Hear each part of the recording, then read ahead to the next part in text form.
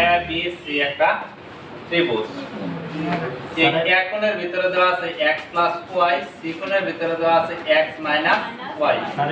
এটা হলো 90 ডিগ্রি মানে সমকোণ। আর এ বি দেওয়া আছে 1, বি সি দেওয়া আছে কি √3। ক নাম্বার বলা আছে এস সি এর পরিমাণ কত? এস সি মানে কি? এই অতিভুজ। আমরা পিথাগোরাসের একটা সূত্র জানি, অতিভুজ স্কয়ার যোগ অতিভুজ স্কয়ার ইকুয়াল লম্ব স্কয়ার যোগ ভূমি স্কয়ার। পরে খ নাম্বারে হচ্ছে tan a + tan c এর মান নির্ণয় করো। গ নাম্বারে x ও y এর মান নির্ণয় করো। তাহলে ক নাম্বার চিত্র হতে পাই একটু সাজায় লিখি। ab = কত আছে? 1। bc ইকুয়াল কত আছে? √3। s এর মান বাই করব গেছে।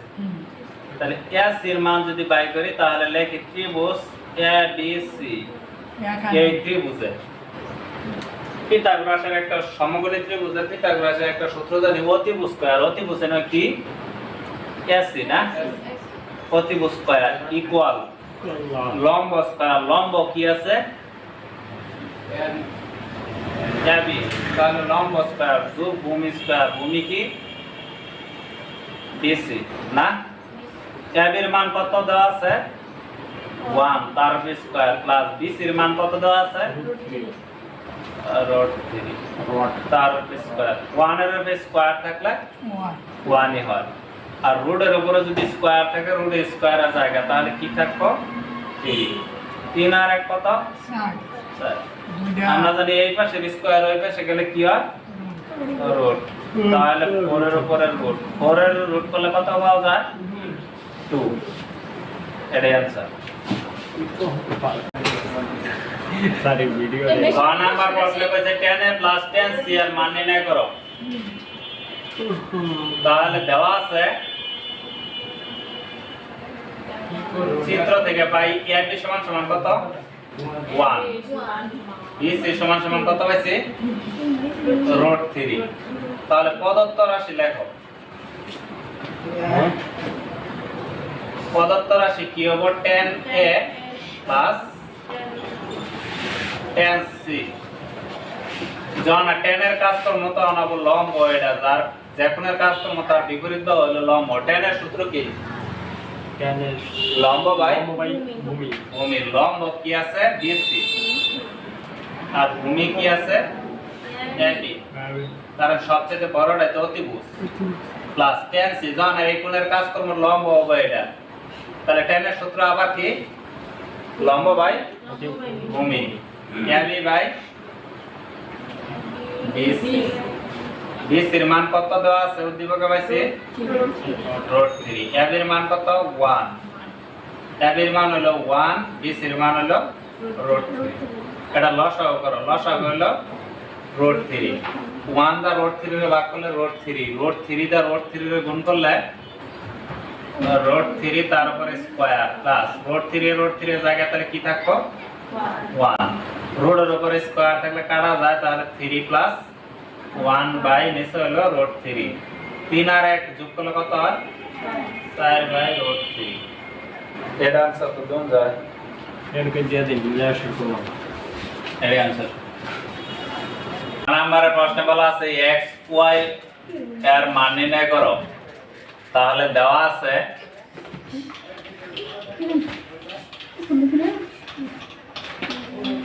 কোণ ইকুয়াল কত আছে? x + y। আর সি কোণ দেওয়া আছে x - y। আমরা যদি tan এর সূত্র বলাই tan a, tan এর সূত্র কি শিখছিলাম? লম্ব বাই ভূমি। যদি tan a লিখছি তাহলে এই কোণের কাজ করতেছি, তাহলে এই কোণের বিপরীত হলো এটা। তাহলে লম্ব হলো bc, ভূমি হলো ab। আর সবচেয়ে বড় যে পাবো এটা তো অতিভুজ। তাহলে tan এর সূত্র কি কইলাম? লম্ব বাই ভূমি। তাহলে bc বাই ab না? বা tan এক কোণের পরিবর্তে আমরা কি লিখতে পারি x প্লাস y।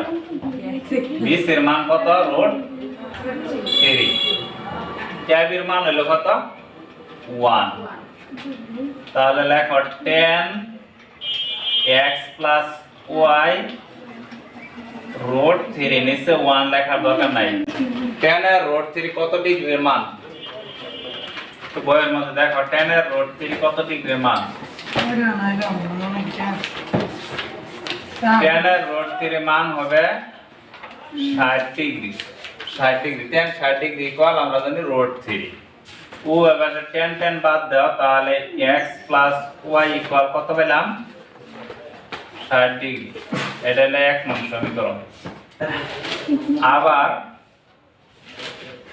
এই tan c এর মান বের করব, c কোণের মান। তাহলে tan c আমরা কি জানি সূত্র, এই কোণের যদি কাজ করে লম্ব হবে এটা, ভূমি হবে এটা, তাহলে সূত্র কি হবে লম্ব বাই ভূমি। তাহলে লম্ব কি আছে AB আর ভূমি হলো BC।